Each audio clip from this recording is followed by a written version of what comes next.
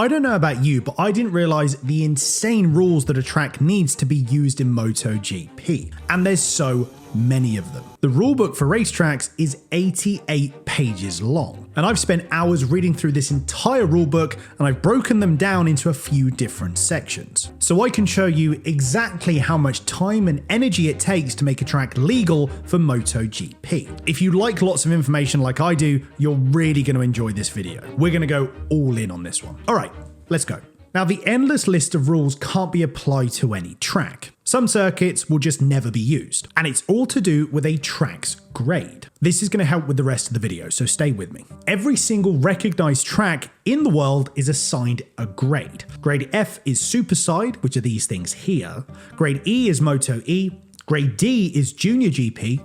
Grade C is Endurance World Championships. Grade B is SBK, so that's British Superbikes, World Superbikes, and so on. And Grade A is GP, and that's the one that we're interested in. Grade A is normally the hardest to get because it has the most number of rules to follow, which is why there's only 31 Grade A listed tracks in the world. Tracks can also lose their grades if they don't keep up with all of these rules, which, as you're going to see throughout this video, is going to be pretty hard to keep up with. Take the actual circuit design. Someone can't simply build a track or use an old track if the design is wrong. There's loads of rules that need to be met first. Now, in theory, someone could build what they want, but the FIM can make adjustments and changes based on the safety or just making the racing better. By the way, FIM is the Federazione di Internazionale Motociclismo.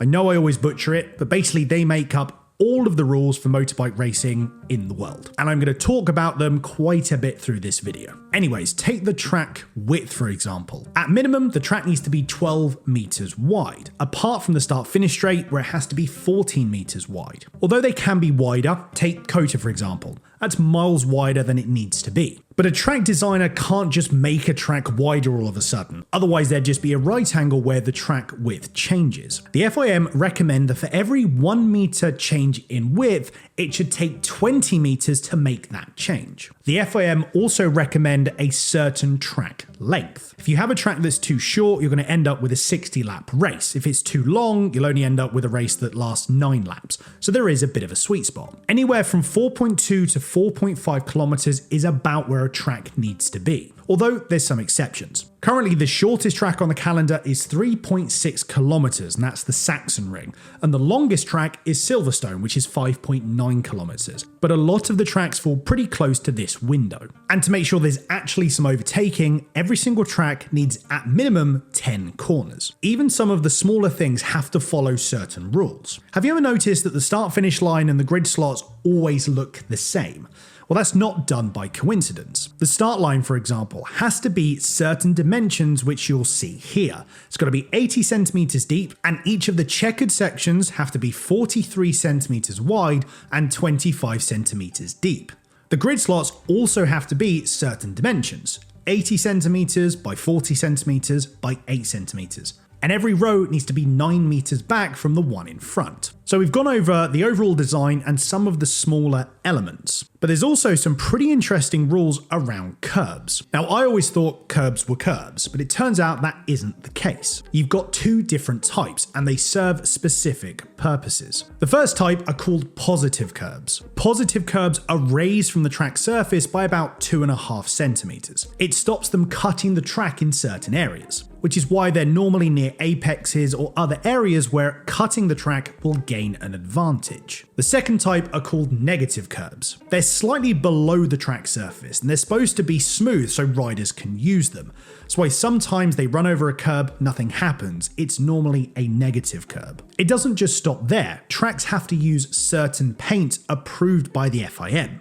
Normal paint becomes incredibly slippery when it rains or if oil spilled on it. So the paints used on track have to be a specific anti-slip type of paint. They'll also recommend certain colors. Now, I can't list all of them, there's just too many, but here's a few of them. Track edges need to be painted in a uniform green color. For the FIA/FIM double curbs, the second part needs to be painted in green and white, and the openings in the first line of protection, which allows access to the runoffs, need to be painted in a fluorescent orange color. The color that they recommend is called popsicle orange. Now, we're only just scratching the surface of track design here. Track runoffs, for example, have to follow really strict rules to make sure all the riders are nice and safe. Now, we're going to class these next couple of safety features as more like the first line of defense. The amount of serious crashes you'd have if there weren't any runoffs would be insane. So have a look at these major runoff zones. They're pretty big. Now have a look at these runoffs. They're still there, but they're a lot smaller.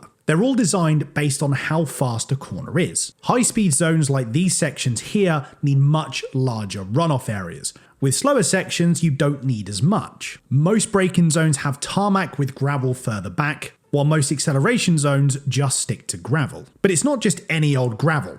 No. And it isn't just dumped at certain points on the track. It's all contained in specific gravel beds. Each gravel bed needs to be 25 centimeters deep, with the first 5 meters gradually reaching that depth, and they have to be completely level. As for the gravel itself, the pieces need to be between 8 and 20 millimeters big. Anything outside of that window has to be removed. The runoffs and gravel traps are so important to the safety of the riders. But what happens when it rains? The runoffs and gravel traps would be pretty useless if they're waterlogged. Again, there's some pretty strict rules that every track needs to follow about getting rid of water. If you look at a track, it doesn't seem like there's any drainage at all. Well, to handle drainage, tracks are built with a certain amount of banking in them to help water run off of the tarmac. But it's very subtle. Corners are limited to 5% of banking, and straights are limited to 1.5 to 3% of banking. If you have any more, it can potentially cause a rider to lose stability and fall off, which isn't ideal. There's also the actual place where the track's built. That's a huge factor. European tracks like Silverstone do have rain. Trust me, I've been to enough tracks in the UK to know how much rain we have. But tracks in places like Malaysia have huge amounts of rain and several monsoons a year. So the FIM requires the owners of the track to study the local climate, then submit all of this data along with their drainage system plans to the FIM to be approved. Although sometimes natural drainage just isn't enough. That's why every single track needs to have either 4 pumps that can move 200 litres of water a minute away from the track, or 2 pumps that can move 800 litres of water per minute away from the track. Now, while all of these do help with safety, they're just one piece of the puzzle. If for whatever reason a rider is going too fast for the runoffs or gravel traps, the second line of barriers come into play. And they all help with energy absorption. I'll go through them in a minute, but let me quickly explain why energy absorption is so important and how deadly it can be if it's not managed properly. Now, just to be clear, I'm not an engineer, but I've done as much research as I possibly can. The first thing we need to look at is something called kinetic energy. M is the mass of an object, which in our example is the combined rider and bike weight, so around 300 kilos. V is the velocity of the object, which is also squared because kinetic energy increases exponentially with speed. Basically, a crash at 200 kilometers an hour generates 4 times the energy than a crash at 100 kilometers an hour. So if we start plugging in some numbers as an example, a MotoGP rider and bike traveling at 200 kilometers an hour, which is about 55.6 meters per second, will generate around 460,000 joules of energy, which by the way is enough to power a light bulb for an hour, according to ChatGPT. Now, if that same rider's traveling at 350 kilometers an hour, they would generate almost 3 times the amount of energy, just over 1.4 million joules. So if a rider crashes at say 200 kilometers an hour and the energy isn't deflected properly, it all goes directly to the rider, which has a high likelihood of resulting in a not compatible with life injury. Not compatible with being alive. The idea is to spread out this energy over as much time as possible and as much distance as possible to stop the rider from taking all of that energy themselves in a crash. Now, there's a couple of different ways that kinetic energy can be spread out. Friction from sliding across the track, or the deforming energy from gravel, air fences, barriers, things like that. If they didn't and a rider just hit a wall, something called the impulse would be incredibly high. This is the formula. F is the force applied, T is the time over which the force is applied, and P is the change in momentum. The whole idea here is to increase the time as much as possible. If time's increased, the force reduces, which makes it safer. So that's why slowing down a rider is so important. But what about the barriers themselves? There's three main types. First, you have air fences. They're used in high-risk corners and they're designed to deflate and absorb impact, reducing the force on the rider. Next, you've got the foam barriers. They're normally put in secondary zones or slower areas on the track. And then finally, you've got the steel barriers. They're rigid and covered normally with protective padding, and you'll usually find them behind the foam barriers or air fences, and they act as the final layer of defense. Every single track has loads of different emergency vehicles. A track needs at least 2 ambulances with advanced life support systems, recovery vehicles which can respond in 2 minutes of a bike crashing, and loads of fire trucks. So we've gone over the general track design and the main safety rules that every track needs to follow. The thing is, it's not just MotoGP riders that attend events. Hundreds of people wander around the garages and the pit lane, not to mention the thousands of people that go to the event. How does a track manage over 100,000 people in a single weekend? Well, it's pretty astounding. Every single track needs pit boxes, race control, a timekeeping room, and a safety officer room. Now, if you have a look at a pit lane, it all looks quite confusing. There's lots of markings on the floor, there's people everywhere, it looks like utter chaos. It's not quite that, think of it more as organized chaos. So let me break down how it's all designed. This section of the pits here is called the fast lane. It needs to be at least 3.5 meters wide, and it's designed for bikes to travel down at the maximum speed in the pits, which is normally 60 kilometers an hour. This next section here is called the working lane. Generally, it's used for servicing bikes, which you'll see a lot of the time in qualifying or practice. This section here needs to be fuel and chemical resistant with anti-slip paint to make sure everyone is as safe as possible. Generally, the width has to be 5 meters. All of the pit exit and entry lines you see need to be 10 centimeters wide to show where the pits start and end, and all of the bikes need to be going under that pit speed limit between these lines. It's not quite the same, but this is F1 before pit limiters were introduced.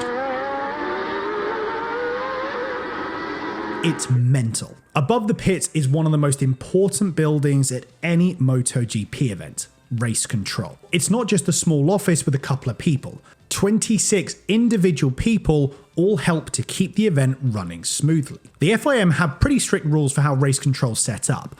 The room must be at least 120 square meters, with each official having their own workstation, and it's packed with essential equipment. One key feature is the CCTV systems. They have to cover the entire track. Then there's the red flag system. It's basically a button that, when pushed, turns red lights on all the way around the track instantly, and it stops all of the racing if there's been a serious accident. Race control also needs TV displays, at least 2 42-inch monitors for live feeds and timing, plus smaller screens for track cameras. Communication is just as vital. They'll have at least 8 radio frequencies to stop any interference, and in case of a power outage, there has to be a backup power system that keeps everything running for at least 10 minutes. Now, race control generally focuses on the racing, but with over 100,000 people going to one event, it's almost guaranteed that at some point, someone is going to need medical attention. That's where the medical center comes in. The medical center is equipped to handle almost anything, and it's closer to a fully functioning hospital than you might think. For starters, every track medical center needs triage rooms, x-ray facilities with enough space for medics to work properly. Each center also needs defibrillators, advanced life support kits, and even stretchers specifically designed for motorbike injuries. On the odd occasion though, something happens that the medical center just can't deal with, so there needs to be a way to get people to a proper hospital. That's why every single track also needs a helipad completely separate from the main buildings. There's one more piece of infrastructure to cover, and it only affects one track on the MotoGP calendar, the Losail circuit in Qatar. That's the only event that runs at night. To pull a night race off, the lighting needs to be perfect. Losail does have that handled with 3,600 individual lights. But it's not just about having enough of them. It's about maintaining a consistent brightness throughout the entire track.